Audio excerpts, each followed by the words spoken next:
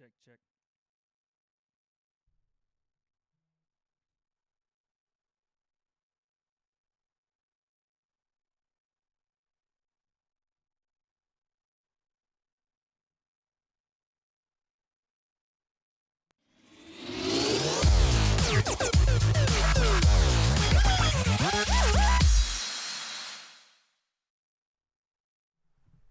What's going on, guys? Welcome back to the W.A.D.E Concept MMA Weekly. And yes, unfortunately, we are without Kelsey. She's not here. But in her place, we do have my picks board. So I hope you guys are watching that. Be looking for that later as we go on through the episode. We're going to be doing our MMA picks this week for the UFC St. Louis card. I hope you guys are excited. I am. We're going to be doing three live streams this week. We're going to be doing the UFC St. Louis card. We're going to be doing my predictions for the UFC 220 card and UFC 220 itself, the live stream of the pay-per-view. We're going to be predicting. So I hope you guys are excited about that. But yeah, welcome in, guys. This is the second W.A.D.E Concept podcast of the year. And I hope that everything has gone well with the new year for you guys. I hope that those New Year's resolutions, I can't speak today, resolutions are doing well. I hope you guys are keeping up with them. I'm trying to commit to some myself, including some with the channel. So some surprises may be coming soon. You guys check it out. Josh, what's up, my man? I'm doing well. Thank you, brother. Hope you're doing well too, man. Hope you're having a good new year. But welcome in, guys. I hope you guys are excited for UFC St. Louis, just like I am. We got some picks to do today, so we'll do a little kind of preview / refresher if you guys haven't been caught up on UFC Fight Night St. Louis. And there's some bangers on this card. I'm talking bangers, right? So they finally kind of sorted out where they're going to be on the prelims, like what they're doing. So what we'll do is we'll predict the prelims, one fight on the prelims. We'll predict the main fight on the prelims, and then we'll do the entire main card, okay? So let's go ahead and get started with that. Josh, since you're the one in the chat, man, make sure you give me your picks. Let me know what you're thinking. But we're going to start with Kamaru Usman versus Emil Meek. Now, a lot of people are sleeping on this fight. A lot of people don't really realize the danger that Kamaru Usman presents to the welterweight division. I mean, this guy is a flat-out killer, and he presents some problems that you're not going to be able to fix unless you're a top 10, top 5 guy. He's going to be really presenting a lot of problems just with his wrestling. He's a Division II All-American wrestler. His striking's, on another level as well. He's won his last fights via, I think, unanimous, but Kamaru Usman is a problem for anyone in the 170 division. I mean, any person in that division. And so what you see with him is a guy that's kind of getting slept on because a lot of guys, I hate to say guys don't want to fight other guys, but a lot of guys are making business decisions not to fight this guy. These guys are not trying to fight this guy at all because he presents a problem for the guys in the top 5 to 10 range. And especially if you're ranked in that top 2 or 3, there's no chance you're giving up that spot against a guy that's dangerous and could very well, win the fight. So 170, again, is murderer's row, but this guy is lurking, waiting on that chance because he wins 2 or 3 fights, and you could see him in title contention. Hey, there's Kelsey in the chat, guys. What up, Kels? Oh, I'm a hottie. Y'all see that? I'm a hottie, even with the sling on. By the way, the sling is getting better. Y'all want to see some movement? Your boy can raise it just a little bit. We'll get there. We're getting back. So we're getting there. But still rocking the sling for now. Rocking the W.A.D.E Concept t-shirt. If you guys can't see that, check it out. More to come with that soon, hopefully. But yeah, sorry, had to plug that for a second. But yes, Kamaru Usman versus Emil Meek is going to be an interesting fight. I like Emil Meek. I've listened to him on Ariel Wani's podcast. I've listened to him talk on just various MMA shows. I think Luke Thomas's FM show or a Sirius FM show. He's been on there. He seems like a good guy. He seems like a guy that can really make some waves in maybe that 15 to 20 range, maybe even top 15 range in 170. But he's only got one fight in the UFC. He hasn't really beat anyone that pops out at you. Kamaru, doesn't have the wins against the top 15, top 10 either, but that's just because he hasn't fought him. If you guys remember back, Kamaru Usman won the Ultimate Fighter American Top Team versus Black Zillions. And, people could see even then that this guy is going to be the real deal. And, I think he's 14-1, I want to say, Kamaru Usman. 11-1. Just beat up Sergio Moraes on the September 16th card. So this guy is fresh. He's ready to go. I know there was issues with Emil Meek's visa for a long time, but they finally got it worked out, and they're going to be fighting this Sunday. So if you guys don't know, the UFC is doing this thing to start the year off where they're going with 2 fights within 6 days. So I'm excited about that. We get the 14th, we get UFC Fight Night St. Louis. Then we turn around on the 20th, and we get UFC 220. So I think obviously, the 20th on the 20th. I get that. But drum roll, please, in the chat. Someone hit that drum roll. We're going to do my first pick of the card. No. Yeah, we'll go ahead and start. First pick of the card. We're not going to talk about Kamaru Usman, Emil Meek. I skipped over one. That's my bad. The first pick of the card is between Darren the Damage Elkins and Michael Johnson. These two guys are going to be fighting at 145. Michael Johnson taking a step down from 155 and going to be fighting in the 145 division. Darren Elkins, people don't realize, 24-5. The guy is for whatever reason, people can't seem to get him out of there. He's a scrapper. Ultimate Fighter 1 was the one with Rashad Evans. No, the Ultimate Fighter with Rashad Evans wasn't the one Kamaru Usman was on. It was that was the heavyweight. Oh, excuse me. That was the heavyweight Ultimate Fighter, and I think that included guys like Brendan Schaub, who is most known for the Fighter and the Kid podcast now, but was in that top 15, top 10 heavyweight division. It was the heavyweights. Roy Nelson was on that Ultimate Fighter. If you guys remember, Kimbo Slice was on that Ultimate Fighter, the one with Rashad Evans and Rampage Jackson. That was actually one of the funniest ones. I don't remember what number season that was, but there was some top contenders on that show. They ended up doing some big things. What's his name? Fights at Bellator now. Matt Mitrione was on that season as well. So there were some big names coming out of that season, but that was not the one Kamaru Usman was on. That one, the one Kamaru Usman was on, I think season 15 or something. That was fairly recent, a couple of years ago. Yeah, Kimbo lost it. And props to Kimbo on that season. He was, a guy that was literally a street fighter that, had to, not even swallow his pride because he was one of the biggest stars in the world just off of his YouTube videos, but that took the challenge to actually fight MMA, trained fighters and came in and, it didn't do so hot. But, the guy's got balls. He came in and fought guys that had trained for years while he was street fighting and tried to learn and tried to get better and, rest in peace to the guy. But he did his thing for a long time, and you got to respect that, man. I've always had respect for Kimbo Slice. But yes, we are looking at Darren Elkins, Michael Johnson. I mean, it's a fairly simple prediction. Darren, his fighting style is just not conducive to beat a guy like Michael Johnson, in my opinion. Michael Johnson, a way faster striker, a clean striker, got really long range. Darren Elkins likes to kind of grind you out and over 3 rounds, find a way to either tire you out, figure you out, and impose his will, on the ground. His grappling's great. His striking is not going to be, in my opinion, able to the level, I guess, of a Michael Johnson. I don't think that Michael Johnson's going to take the risk of just, playing the game that Darren Elkins wants and just, throwing off flurries and tiring himself out in the first round. I think he's going to fight calm and patient, but he's just the more explosive, more athletic fighter. And where they're at, Michael Johnson, the weight cut might be an issue to 145. I haven't seen him make that cut. I'm sure he's made it before in his career. But that would be the only issue I see. Other than that, we are going to go with, put it right here, boom, Michael Johnson, the winner of the main fight on the prelim card. I know you guys like that, you know what I'm saying? Trying to get better with the OBS, I'm getting there. But yes, that's the first prediction on the card. Then we will go to Kamaru Usman, Emil Meek. It's really not a clash of styles in this fight. It's really more of a clash of a guy that really does not been able to have his kind of time in the sun yet.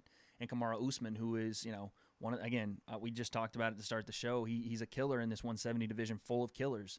But he's the guy, other than Darren Till and, maybe Colby Covington. No one's really, Colby's avoided talking about him altogether, but Darren Till's the only guy that really says, yeah, I'll take the fight. But the UFC has plans for Darren, and I understand that. But they should have plans for this guy because he's a stone-cold killer.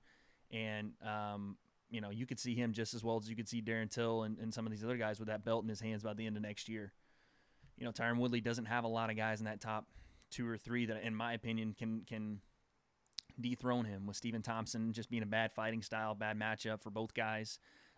RDA could, because his ground game is there, but he's, an older fighter, a slower fighter. Tyron Woodley has just got that explosive dynamite in every punch, and he can take you and put you on your back and throw bombs. And the only guys I can see dealing with that are bigger guys, really big guys like Darren Till, who is a natural 205er, or Kamaru Usman, who's a 2-time or 3-time All-American.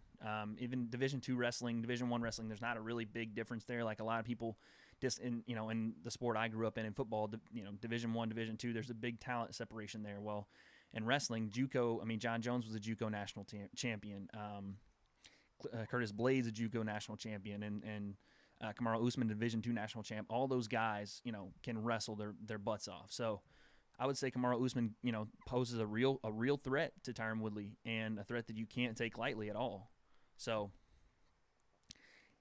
you don't know Elkins, so you can't pick a winner, Josh. That's all right. Elkins trains out of Team Alpha Male. He's one of the Team Alpha Male guys. He won one of the craziest fights I'd ever seen in the UFC, as far as just how it ended. And he I can't remember who the fight was against at the time, but he was fighting a guy and was getting beat thoroughly through 2 rounds. And this was recently. Gosh, that guy's name I can't remember, but he was getting thoroughly beaten through 2 rounds of the fight, and even into the third. And there was probably a minute and a half left, and Darren Elkins was just getting beat on and getting beat on and getting beat on. And finally, he gets out of. He was on the ground. I think he starts the cage walk, gets up, and flips around and head kicks the guy, knocks him out, and just lets out the most tribal, passionate roar. And it gets to you because it's like, not only it's, just symbolism for him fighting, for not only the fight that he's in, but you can just tell that fight meant so much to him, and that every time he gets in there, he's fighting, almost for his life and his livelihood. And it's just, to see that kind of passion and enthusiasm to be able to not quit and just keep coming back and coming back and coming back. It gets to you, man. It's one of those things that just, especially as a fight fan and someone that watches all these fights, you love to see that stuff. Hey, Luke's in the chat. Chat. What up, Luke? Appreciate you watching, brother.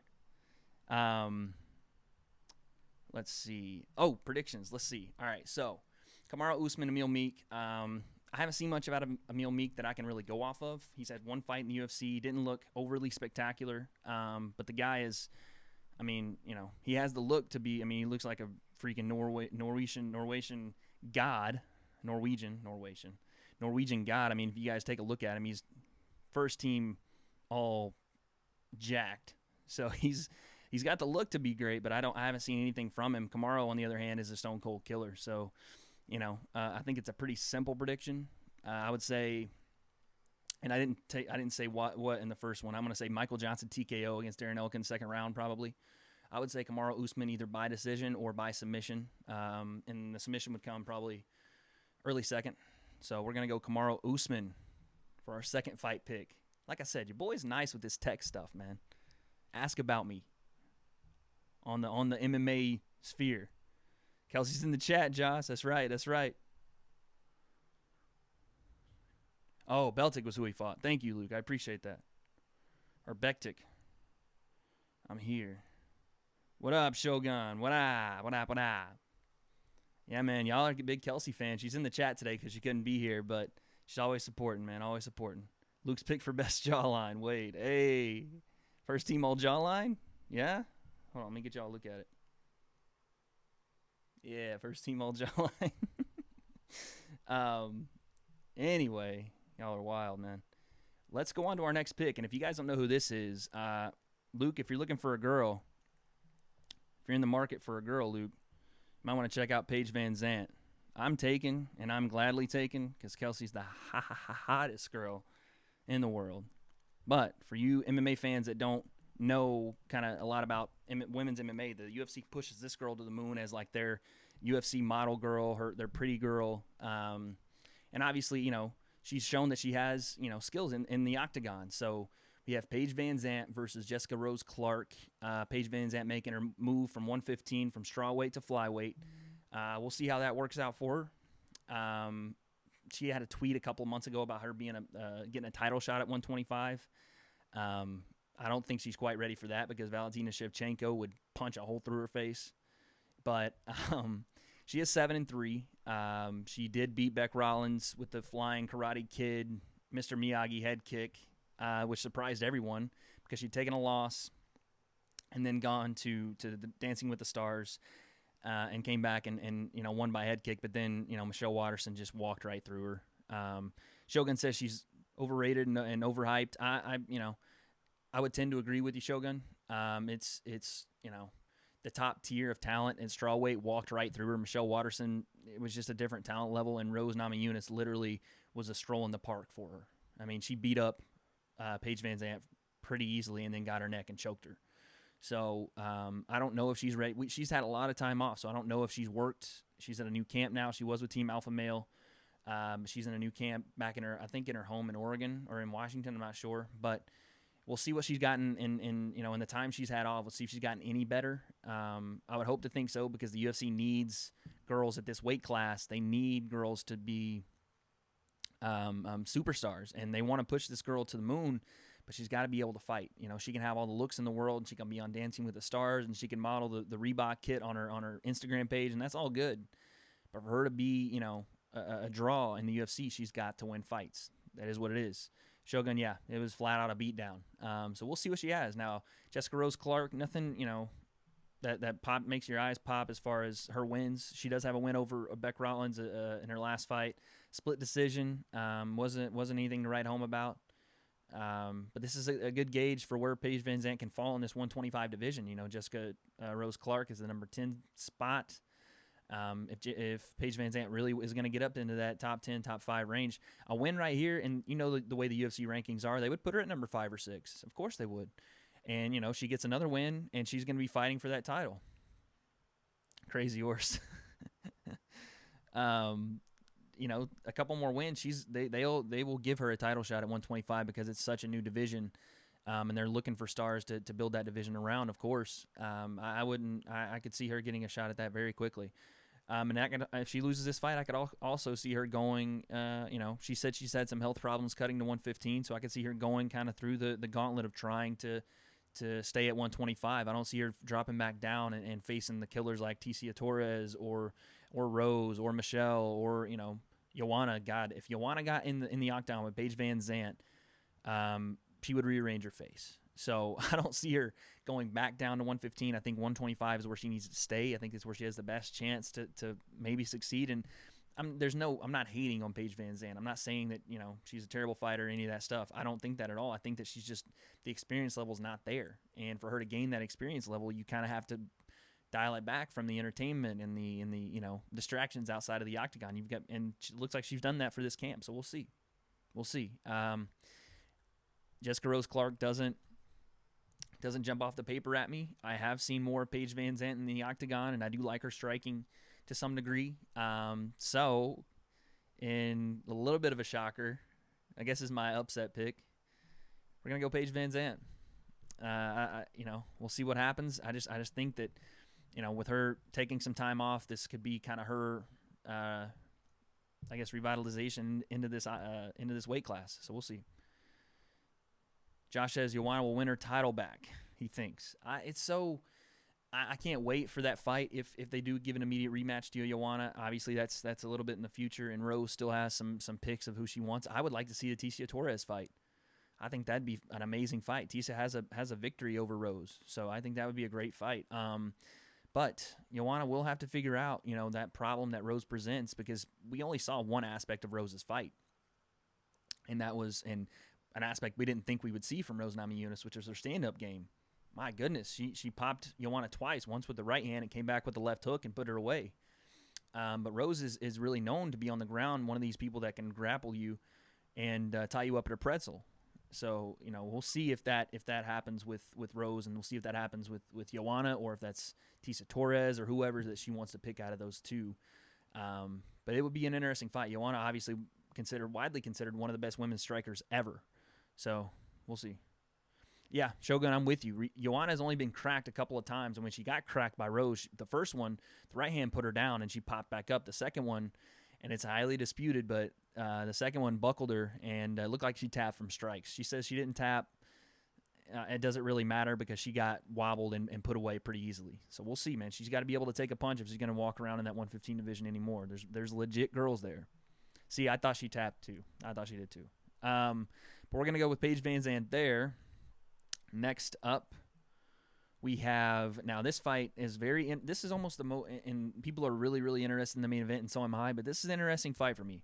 We're going to go Uriah Hall versus Vitor Belfort, and it's not so much the fight itself that's interesting to me, but one of the fighters that's very, very interesting to me, and I haven't got to talk about him a lot, just, for whatever reason, when I started this podcast and, his activity over that time period, but Uriah Hall versus Vitor Belfort, I'm just going to go ahead and this is going to be a pretty easy prediction for me. We're going Uriah Hall. And the reason I'm pretty quickly to pick Uriah Hall, one, because Vitor Belfort doesn't even look like the same person anymore. If you guys go, I'm looking at it right now, if you guys go to the UFC's website and look at Vitor Belfort, this is obviously post TRT Vitor Belfort, and the guy looks like, it looks like a father you would see just in normal day life. This is post USADA. This is USADA version of Vitor Belfort, and he doesn't even look the same.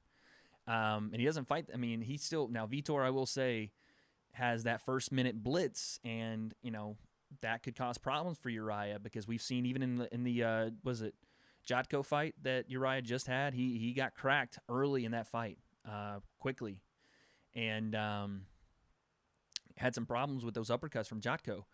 And, he weathered that storm, which is a good sign for Uriah Hall fans because, and we'll talk about it in a little bit, but it's a good sign for fans because sometimes you don't know how he deals with, especially the mental part of MMA and the mental, fatigue that it causes and kind of getting that second win and believing in himself, all of that. But Uriah Hall, Vitor Belfort is, you guys are saying it in the chat,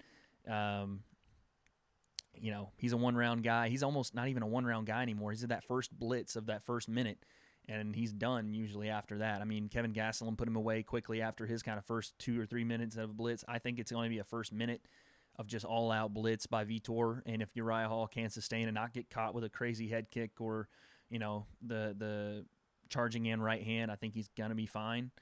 But this is the thing with Uriah Hall, man, and I would take him, we'll say Uriah Hall, second round TKO, and it might be, I'll say second round or late first round TKO or KO flatline, and it's going to be one of those spectacular Uriah Hall spinning kicks or straight right hand. I mean, it's going to be one of those performance of the night potential fights for him, KO of the night, performance of the night, whatever.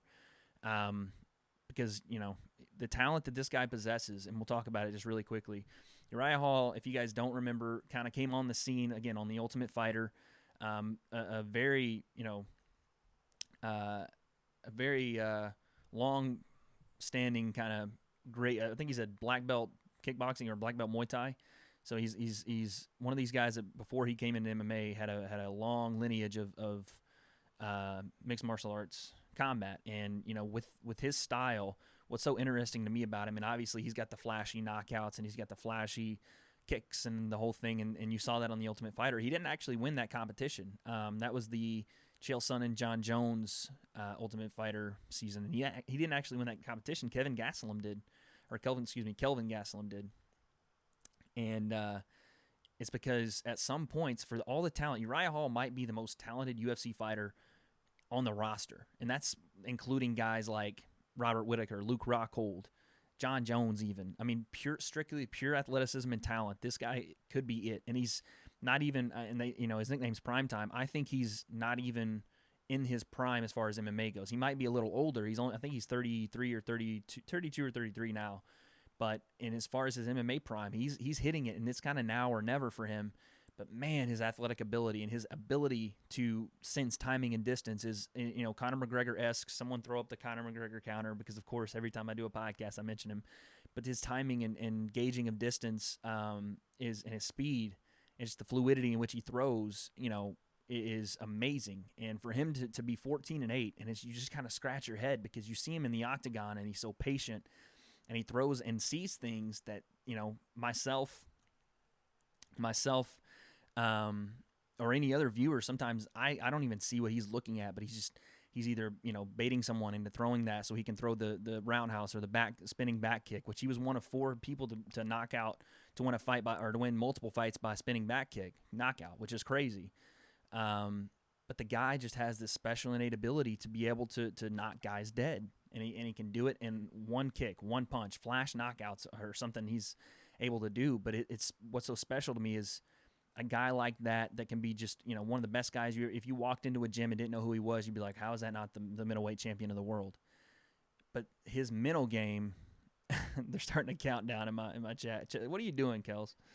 Look at Josh is on it now. Here we come. I'm sure the 3's coming, but Uriah Hall has this weird thing in his mental preparation for fights. There it is. There's Shogun with the 3.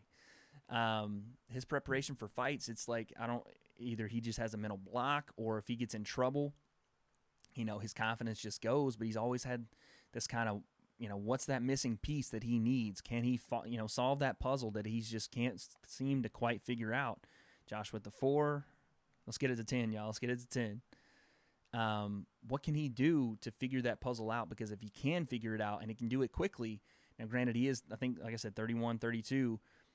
If he can figure it out quickly, he still has a shot in that middleweight division, even though there are guys like Luke Rockhold, Robert Whitaker, up there at the top. I still think that he has every chance in the world to climb that ladder, and it'd be far-fetched to say he could be middleweight champ at this point.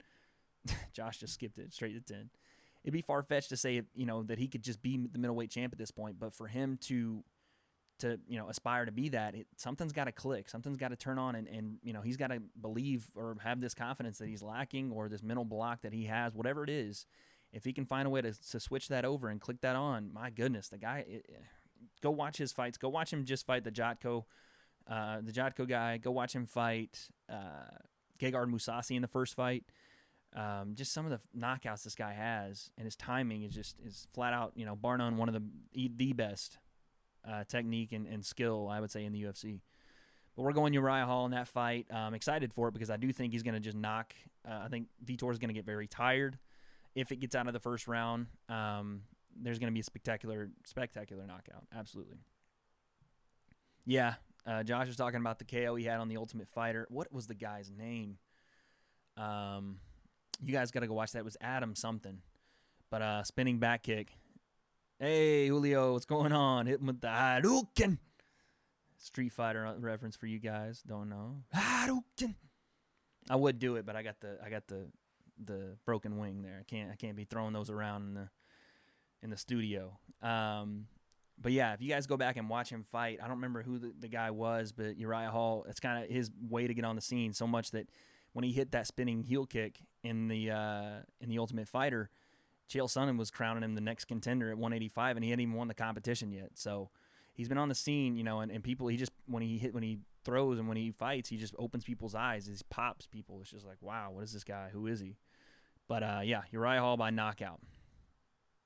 Oh, jeez, we're throwing KO Kens now. You at least got to times 20 it. Come on now, Josh. That's what Hall yelled. That's what Hall yelled when he. Oh yeah, he did. He did. I remember now. He did start doing that Hadouken stuff. Yeah. I remember now. Good look, Julio. And then obviously the main event that everyone is talking about in the MMA world. Not so much because it's going to be the winner of this is going to get a title shot, or because these two guys are in line for the gold, and nothing like that. But these are just two guys that straight up come to scrap every time they fight. And you got Jeremy Stephens versus Doo Ho Choi. And man, is this hard to pick.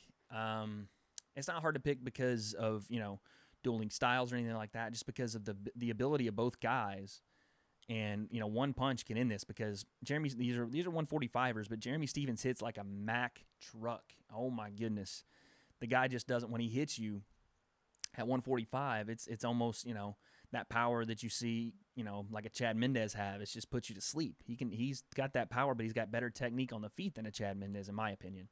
And if you guys remember back to UFC 205, Frankie Edgar damn near had to come back from death, had to, get his wits about him after Jeremy Stephens landed a high kick on him, and his feet went, and Jeremy Stephens pounced on him. So you guys got to remember, Jeremy Stephens is no slouch. His record, might not indicate that at 26-14, but he's been through some wars. And the little heathen, when he comes to fight and he's not playing around. So, and then you have Doo Ho Choi, which a lot of people don't know about Doo Ho Choi is he's gonna actually sometime after this fight, he's gonna have to serve some military time, per South Korean law. But that aside, this guy is one of these, he's called the Korean Superboy, and he's one of these guys with a baby face, comes in smiling, looks like he could be a part of some kind of boy band or something, but he's a killer. I mean, you go look at the Cub Swanson fight. I think it was fight of the year in 2016. The guy will stand in front of you in the pocket, won't take a back step, and just throw. And throws bombs when he does, too. It's not like he's throwing jabs out there to gauge. He's throwing bombs, hooks, uppercuts, straight rights. The guy is just going to throw to knock you out. And he will take punches to get into that zone, too. Yeah, I know. He's a Korean pop singer, man. I'm telling you. This guy is moonlighting as a singer. I'm telling you. But when he throws punches, he will eat 4 or 5 shots to get into that range with you to be able to throw. And it's not the smartest strategy, but somehow he's got a chin of iron and can take it and walks into that pocket, walks you down, and starts to, implement his offense. But the difference in this fight, I think, again, Jeremy Stephens has 14 losses. He has 40 fights. This guy knows, he's been around the block.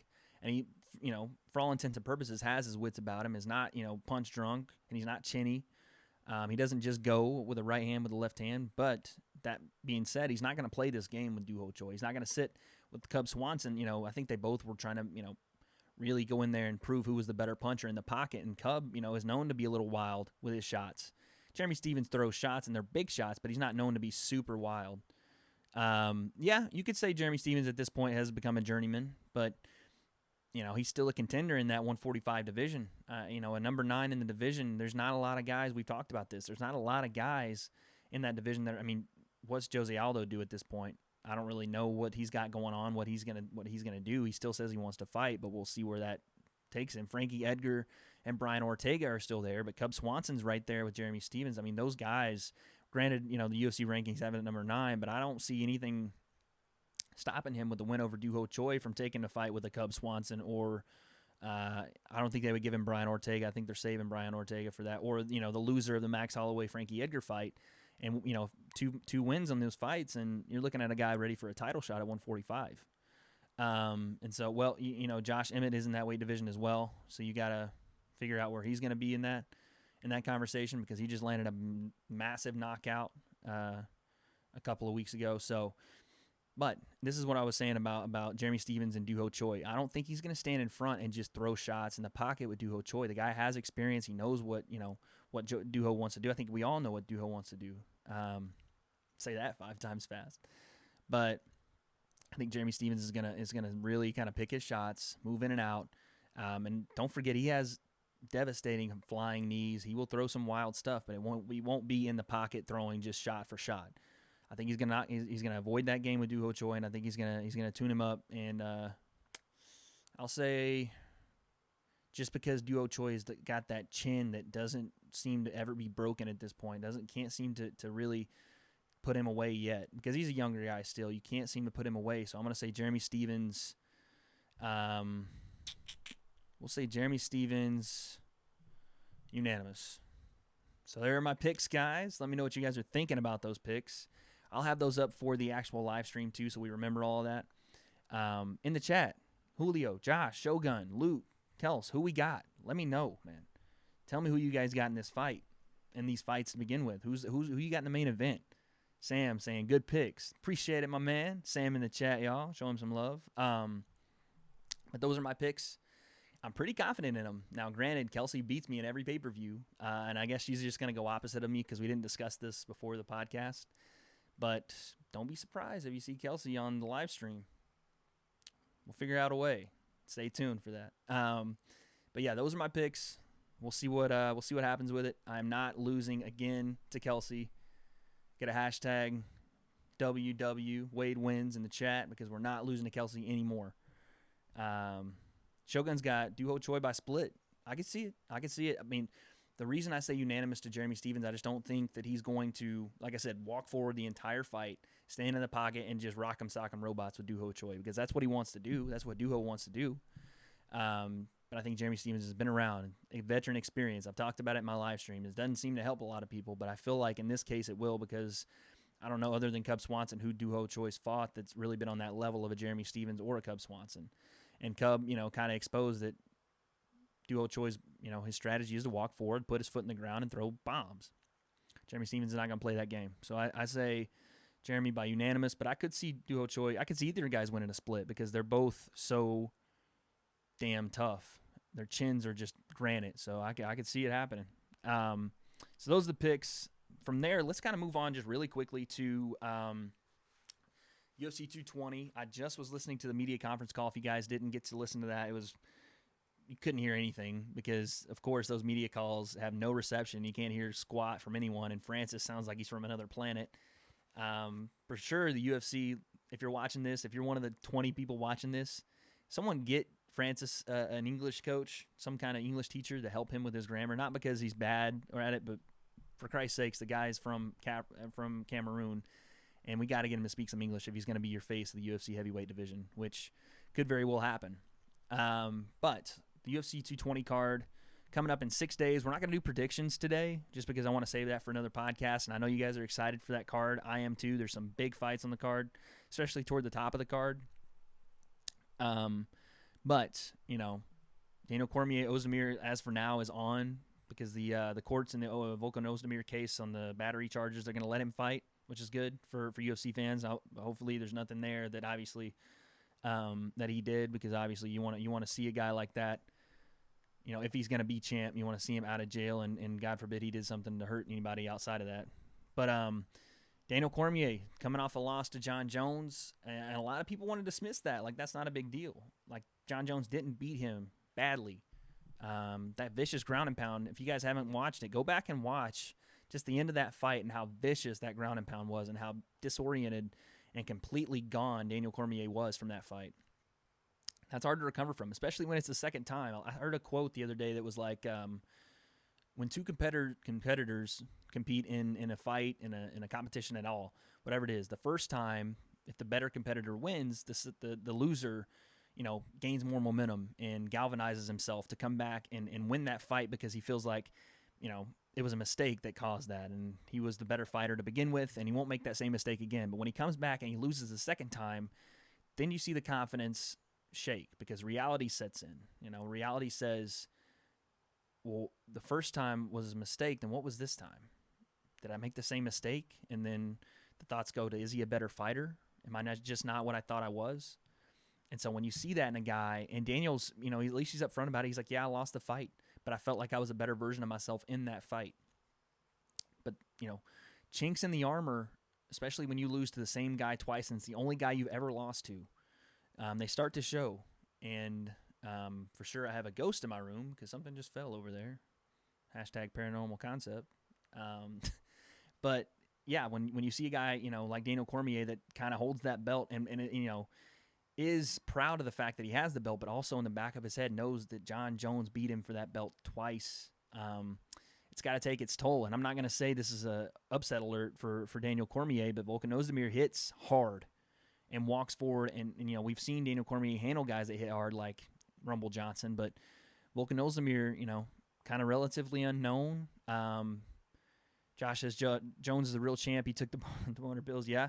He did that, and that's the craziest thing. John Jones, without all this stuff, is the better fighter, and I don't understand it, and I don't want to get into it because, we could talk about it all day, but, we'll see what the hearing and what really happens with John Jones. But, man, the guy is the best, one of the best fighters on the planet, if not the best. You didn't have to cheat, but it is what it is. It's going to always be there. You're absolutely right, Julio. It's always going to be there, and he's come out and said that, but I'm not gonna put Daniel Cormier on upset alert with Volkan Ozdemir, but there's another factor to this that not a lot of people are talking about, and I'm not sure why. Because now, former training partner of Daniel Cormier, you guys know, Luke Rockhold is training down here in Florida with Volkan Ozdemir, and a lot of people aren't talking about it, and I'm not sure why, but that's a big deal, or at least it could be. Maybe Luke Rockhold has told them both, because of course, if you're a training partner of one guy, and you leave that camp for a little bit and you go train, with his competitor, with the opponent, How do you? Of course, they're both going to be asking him about the other guy. Of course they are. Of course, Volkan's going to be saying, "Hey, you trained with Daniel for years. What does he do that's a little suspect other than the left high kick? What does he do? What can I take advantage of?" And of course, Daniel Cormier is going to ring him up from California and say, "Hey, man, you've been training with Volkan. Where's his weakness? Does he step in and plant his right or his left foot on the throw and he can't get out of it, or is he too quick rushing in on people? What can I do to take him down?" That stuff that's a legit possibility. Maybe Rockhold has told them both, "Look, I'm not getting into it. I'm just here to train, whatever it is." But that's a story that not a lot of people are talking about, and it could have a huge advantage one way or the other. So I'm not sure what's happening with that, but it's something to build on there. Josh says Luke Rockhold has good hands but a weak chin. His chin has been considered maybe he's a little bit chinny, and something I've always said this, something about Luke Rockhold always rubs the public the wrong way. Just the way he talks, his kind of awkward demeanor, even with other fighters, is a little weird. But a lot of people don't know Luke Rockhold has been training with DC since DC got into MMA. So that's been a long time training partner for him to go and train with the opponent. I'm not saying that there's anything there, but there could be. He said he is good, but Jones has so much natural talent, and it's sad that it went down that route. Yeah, I mean, Jones is I just said on the podcast, Uriah Hall might be the most talented UFC fighter I've ever seen, as far as just his athletic ability and the way he can. I should say the most talented striker in the UFC I've ever seen. John Jones is probably the most all-around talented fighter I've ever seen. To take down an Olympic-level wrestler, to take down an Olympian like Daniel Cormier, I think it was 3-1, to be able to strike and head kick and defeat everybody that came his way. Even the Gustafsson fight, which he in his own admission said he trained for 2 weeks and walked into the cage with no cardio and went 5 rounds and won that battle, which I went back and watched. Closer fight than you might think, but won that fight against Gustafsson. And, it's an amazing athlete, amazing fighter, but what can you do when a guy just doesn't get it? It's not here. He doesn't. And Joe Rogan brought up a point on his podcast that could be a little interesting. I don't know if I fully buy it, but John Jones has always been a wild guy. He's been just always into partying, always into being wild. That's just who he is. Joe Rogan had brought up when he was on with Jeff Nowitzki. He was saying that some of that stuff with John Jones could be the damage he's taken, the repeated damage. You go back to the Gustafsson fight, that was a war. He's taken damage in his career, and that frontal cortex, if it's manipulated in the wrong way, if it's just punch after punch after punch to your face, impulse decisions do happen. And sometimes when the cerebral cortex isn't there to kind of tell you that's not a good idea, maybe we should to not do that at that point, and you react on impulse. It's what fighters do in the cage. Maybe that's a possibility of what's happened with John Jones. I'm not going to speculate and say that has CTE or that's the reason, but that was just an interesting thought I thought Joe Rogan brought up in his podcast. But and then obviously the main event in 220, a lot of people want to talk about this one. There's been a lot of talk about it from Stipe, from Francis. The promos have been amazing. I think the UFC has done a really good job of really promoting this fight finally. I don't think it's because of Stipe, and I hate that because for whatever reason, they don't want to get behind Stipe as a champion. And I think it's because Francis looks like, a supervillain. He looks like a guy that would walk in a movie and they would play the dramatic doom music, right? And he would walk in and destroy the whole team of heroes. That's what he looks like. Rogan was a dick to Steven Crowder. He's at, you guys, that was a crazy podcast. Rogan, I don't know. That's the way Rogan is with people, I think. Steven Crowder kind of came into that, in my opinion, a little bit. Both of them were fine, but they were just, you could tell Steven Crowder had a little bit of angst and a little bit of anxiety being there with Joe Rogan. I think he knew that the weed question wasn't going to come up. And that's the way Joe is. Granted, he might have took it a little overboard. But that, it got out of hand. It wasn't a big deal. Steven Crowder's actually going to be, I'm a big fan of Steven Crowder's. He's actually going to be back on Joe Rogan's podcast, I think, in the next couple of months. So be looking for that. I think that one will go a little bit more smooth now that they've kind of gotten that whole weed issue out of the way. But, yeah, the main event of 220, Francis Ngannou, the, Cameroon killer. That's not his real nickname, but I think it should be. Versus Stipe Miocic, the champ. The UFC's put a lot of money into promoting Francis, and through that has actually come up with a really good promo for this card. If you guys didn't want to go watch it, it's kind of cool to have. They have Stipe in the snow and then in the gym hitting the bag, and they have Francis in the desert. Letting this it's almost symbolic. You guys can't see my hand, but they have like sand dropping out of his hand, almost like the sands of time for Stipe's title run being over, which I thought was kind of cool. I don't know how to pick this fight, man, because Stipe is one of these guys that you pick against every time he fights because you don't really know what he's going to do with, say, a Verdum. Verdum's a monster on his feet, crazy on the ground, probably the best grappler in the heavyweight division we've ever seen. And then you see, Stipe, he tries to charge at Stipe and he gets knocked out in a flurry. You think Overeem will fight again? Yeah, I think Alistair will fight again until someone in his camp tells him to stop. I don't know if I want to see Alistair keep fighting. I think he's proven all he needs to prove. I don't think he's going to sniff that heavyweight title anytime soon, especially if Francis wins it. You can forget about it. But I think it's time for Alistair. He might have 1 or 2 fights left, but these fighters, man, you got to realize these fighters are not going to quit unless, the Brendan Schaub case, he, had a friend like Joe Rogan, if you guys want to go listen to that podcast, told him, look, this is time, man. You're not going to get any closer. You're not on that level anymore, and I don't want to see you take brain damage. And unless someone has that kind of, honest friend in their camp or honest family member that'll tell people the things that they don't want to hear at sometimes, or they have the self-realization to say, look, my time's come and gone. I need to get out. They're not going to leave. And Francis, even after the fight, he said he had his wits about him, but the guy has a glass chin at this point. I mean, he's been knocked out, I think they said the most in MMA history, or at least in the UFC history, of KOs. So I don't want to see him fight again, but after the Francis fight, he's like, yeah, we're just going to adjust some things and we'll be back better. And when a guy's talking like that, he's going to fight again. But yeah, one of the scariest KOs I've ever seen. Josh with his best Terminator in the chat. But yeah, this is the thing with Stipe is you see him fight and you don't know how he's going to beat these guys. You're like, with Verdum, how's he going to, he's a great wrestler, but how's he going to defend, against that grappling? What's he going to do on the feet? He's a monster on the feet too, and walks through him. Alistair Overeem, best striker in the heavyweight division we've ever seen. Stipe, not known for his striking, knocks him out. You just go through the list and Stipe just continues to beat guys you don't think he'll beat. And this could be another case of that. Can I turn the volume up a tiny bit? How is that? I don't know if that worked at all. Oh, God, I keep hitting this. Sorry, guys. I got one arm, so I'm trying to do everything across my body here. Hope that's better with the volume. But yeah, we'll see. Can Stipe defy? And it's crazy that you're talking about the champion defying the odds with Francis Ngannou, because Francis is a monster, but there's a lot of unknown. And I talked about this in my podcast before. Thank you, cutie. Kelsey helped me with the sound there. I talked about this in my last podcast. A lot of people, when you see someone and you don't know a lot about them, right? Usually that's a negative. The unknown is always a negative, especially in fighting, because when you don't know what a fighter can or can't do, you assume that he can't do a lot of things. The case with Francis would be, can he go the 5 rounds? What happens when he's on the ground? Curtis Blaydes took him down fairly quickly, and getting Curtis Blaydes JUCO national champ, but Francis popped right back to his feet.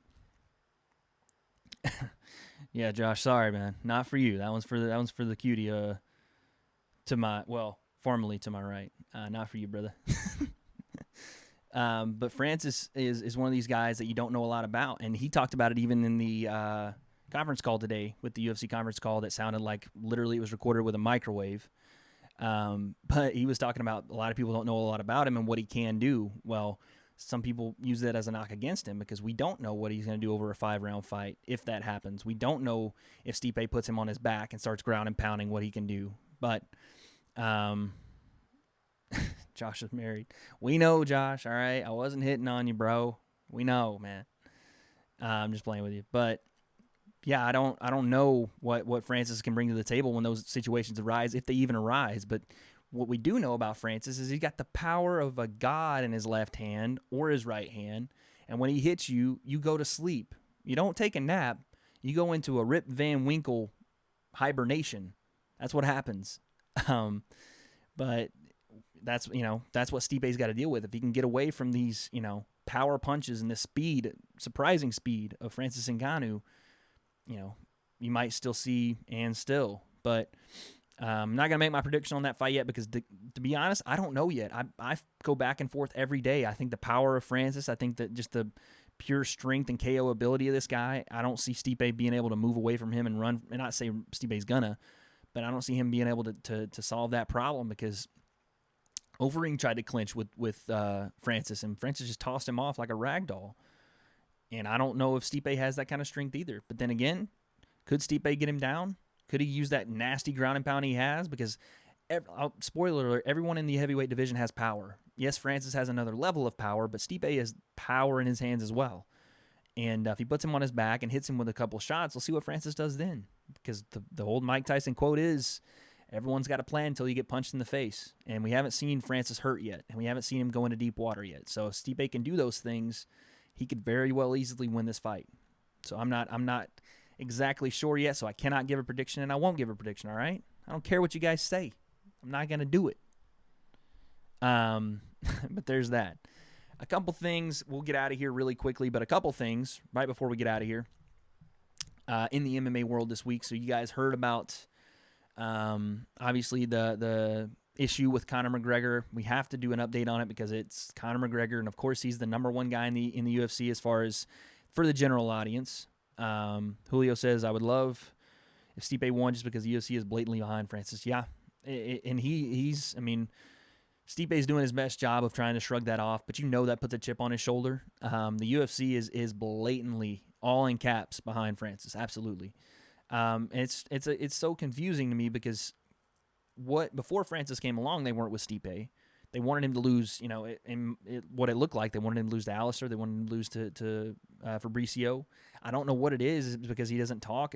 It's your job as a promotional company to promote the fighter, So I'm not sure what it is about Stipe that these, UFC officials don't want to adhere to him. But this is what's going to happen if he does win that fight. They're going to go, okay, well, you beat Francis, cool. We want you to fight whoever it is in 3 months. We want you to fight again in 3 months. He's going to go, no. You guys backed him the whole time. He lives at the Performance Institute, and you guys are giving him whatever kind of supplements. God knows what. They're probably pumping him full of the fluid Bane uses in the Batman series. Who knows what they're giving that guy? Because Jeff Nowitzki works out of there. Francis walks around in the actual offices, according to Jeff Nowitzki. So who knows what they're doing with that guy over there? I don't know. But if I'm Stipe, I'm going, look, you guys backed him the entire fight. He basically lives at your Performance Institute. You didn't even invite me out there. But, of course, Francis lives over there pretty much, and he's there every day. You guys did the promo with him looking, like a monster over me. I'm not fighting in 3 months. I'll see you guys in 6. I'm taking time off. And that's what's going to happen because they blatantly disrespect him. They did the same thing in the Ronda Rousey case. They did the same thing with Brock Lesnar. And when they got beat, fighters, took exception to that. So I don't know what's going to happen. Yeah, I mean, that's what sells, I guess, now is Conor, the smack talk Conor brings. But not always the case. Brock Lesnar wasn't a big talker. Huge draw. Ronda Rousey wasn't a huge talker. Huge draw. George St. Pierre wasn't a big talker. Huge draw. Granted, the company's changed since then. It's become more of an entertainment conglomerate with WME behind it. But you've got to find these guys, and that was kind of what I was going to talk about into my next kind of course off of the heavyweight fight with Conor McGregor, Khabib Nurmagomedov, and Tony Ferguson. There's this triangle in the 155 division, and Dana White's come out and said, look, Conor doesn't, and this is, I guess, from Dana himself, Conor's maybe not looking to fight till August. Well, if he doesn't fight till August, that's almost 2 years that title hasn't been defended. That can't happen. That just can't happen. And so what they're probably going to have to do is strip Conor and have Tony either fight Khabib for the title, and then Conor will come right back, which is, in my opinion, what's going to happen. They're going to strip Conor probably if he doesn't fight before March, and they're going to give Khabib to Tony for the unification bout. Whoever wins that fight, guess what? The rankings at 155 don't mean crap. They don't mean crap. So this is what's going to happen. Conor's going to get stripped of the title. The winner of that fight between Tony and Khabib, they're going to throw Conor right in there. Of course they will. Why wouldn't they? Or they're going to have Conor fight George St. Pierre, one of the two. Or the Nate fights there. But I think that's what's going to happen. Conor's in no rush to make this fight. He's working out a contract deal, from what I've heard, with the UFC as well right now. Kelsey says he's fighting. You would like it if he was fighting on your birthday. Kelsey's got a crush on Conor, y'all. as do 55 million other people in America and Ireland and whoever else in the world. But Kelsey's got a huge crush. Yeah, it would be a good birthday gift. That'd be fun. That'd be from me to you, Kelsey, because me and Connor are tight. You know what I'm saying? I'll call him up on the old cellular device. It'll be like, look, my girl wants you to fight on her birthday. Can we get this done, man? Look, I'll come and do an appearance for you. Yes, I know the majorly popular W.A.D.E Concept podcast. I get it. You want to be on? I got some guests lined up, but we'll work you in. Just fight on my girl's birthday. That's it. That's all I'm asking. But yeah, man, I don't know. We'll see what Connor does. I think he's probably not going to fight until April, May time. But then you have a guy like Khabib. Now, granted, I don't think Tony Ferguson is that draw. But he, he is in that division, and he's won 10 straight in that, or 11 straight in that division. He's made his due there, and so has Khabib. So those guys are probably going to fight, and we'll see. Josh says the channel will grow if you stick with it. I appreciate it, Josh. We're getting there, man. We're getting there. We got some big things coming up, and I'm hoping in this next live stream or the 220 live stream we're gonna kind of unveil it, and we'll see what happens with it. But I can't spoil it yet. All right, no spoilers, not yet. But you guys are gonna like it, I think. Actually, I know you'll like it. All right, worked hard on this. No, I'm just kidding. But we'll see. We'll see what happens with that 155 picture. Not really sure what's gonna happen. But Khabib is calling for the Conor fight. And then he's calling for the Tony fight. He's calling for whatever fight he can have. I think he wants to fight 3 times next year. Connor kind of staying radio silent on it. Obviously, he said that, the whole thing about the Dagestani and how he looked like crap and, pay him his worth and he'll come back. We'll see. Connor's doing a lot of trolling these days. But other than that in the MMA world, Jimmy Rivera, who, if you guys remember, was supposed to fight Dominic Cruz and then was supposed to fight John Lineker and then had to cancel his honeymoon 3 or 4 times leading up to UFC 218 or 19 through 19. And then Marlon Moraes was going to fight him and then wasn't. And there's this whole big fiasco. He was on Ariel Helwani's podcast. He's looking to fight Cody Garbrandt, which I think, and you know me, I'm a big Cody fan. I think it would be a great fight. I think it'd be a great fight for both guys. Jimmy Rivera, the storyline behind it could be that, Jimmy Rivera beat the head of Team Alpha Male and Uriah Faber before, Faber retired, and Cody could come back to get some vengeance for Faber. And I think it'd be a good fight for Cody to really kind of get back on the horse. And I know he's got hand surgery or something he's doing with his hand, but I think it'd be a good fight for him. Josh says the 3 fighters should be active. Absolutely. Connor's got to be active if he's going to defend that fight, if he's going to defend that title, or if he's going to fight at all. He's got to be active. He just has to be. Yeah, Khabib wants to fight both of them on the same night. Isn't that crazy? And when he says it, a lot of guys, if Conor said that, I know it would be Conor doing a shtick, right? If Tony said that, I'd be like, Tony is trying to put some headlines out there. But when Khabib says it, and he's, got that stone cold Russian killer look on his face, he goes, "This is no joke. I fight both guys in one night. This is no trash talk. This is no joke. This is for real." I believed him. Who wouldn't believe him? But I think he could kind of do it too. I don't know. But until someone stops Khabib, he looks unstoppable. We'll make predictions when that time comes and what Conor could do or what Tony could do. But Jesus, that guy's scary. But yeah, we'll see what happens with Jimmy Rivera. I'd like to see Cody fight because it looks like Demetrius Johnson, TJ, is going to be put off for a while. Demetrius Johnson just had surgery on his shoulder. Tyron Woodley just had surgery on his shoulder. So there's going to be, and as much as I hate it, there's going to be more stoppage in divisions in the UFC, and I cannot stand it. These title holders have to be active. Tyron Woodley's talking about he's going to be doing a lot of acting in 2018 when he's got killers in that division that he needs to defend against, and I can't stand it, and I know why they do it, because these guys want to get paid. They want money fights, and that's what the UFC's become to some degree. So I get it, but I just don't like it. Shogun with the quote, 100% bullshit. George Foreman fought 5 exhibitions in one night. Jesus. George was throwing haymakers back in the day too, man. You get hit with a right hand to the body from George Foreman, and it would rip your stomach out. Yeah, Shogun. We all know Khabib. He's got that 100%. My Russian accent's terrible, y'all. I apologize. But yeah, that's what's going on, or at least right now, around the UFC. I say the MMA world, I have to get more knowledgeable about the Bellator league, or the promotion, excuse me. I watch Bellator when I can, but I don't keep up with it like I should. And Scott Coker's doing a really good thing, I think, with the heavyweight tournament over there. Not really a heavyweight tournament because Chael's in it and Rampage is in it, but I think they're doing a great job over there. Roy McDonald wanted to get in it, which is crazy. That's the type of guy Roy is. But I want to keep up more with Bellator, so we'll be talking about that as it goes along. I just missed Bellator 192, of course, but yeah, that's kind of what's going on around the UFC sphere at the moment. Julio says at least they had the injury excuse, unlike Conor. True. Tyron Woodley was saying he didn't want to have shoulder surgery, and then he was gonna, and then he wasn't. So that was obviously a by choice thing. I've had a bilabrum tear, and it does require surgery. So it is what it is. Demetrius Johnson, I didn't even know he was hurt, but I guess he needed shoulder surgery. But he looked pretty well off after his surgery, so that might be a short turnaround. Let's hope so. But yeah, guys, thank you so much. That's an hour. And for these MMA weeklies, I like to keep it to around an hour, hour and 5. When Kelsey's here, we go a little bit longer because I stared at her. I mean, who can't? You know what I'm saying? You guys doing the chat already. So, but yes, you guys tune in this Sunday. So it's not this Saturday, this Sunday. See you, Shogun. I appreciate it, brother. Thank you so much for joining. Tune in this Sunday. It's on free TV on the Fox. I think it's going to be on FS1 for the prelims, on FS1 for the main card as well. You guys tune in. UFC Fight Night St. Louis. I'll be watching, reacting. You guys watch with me, react with me. It's going to be a great time. We might have a special guest. Maybe. We'll see if it works. And I think you guys will obviously, it's a returning guest, and I think you guys know who it is, and you're big fans of this certain person. But we'll see you, Josh. Thank you, man. We'll see you next time.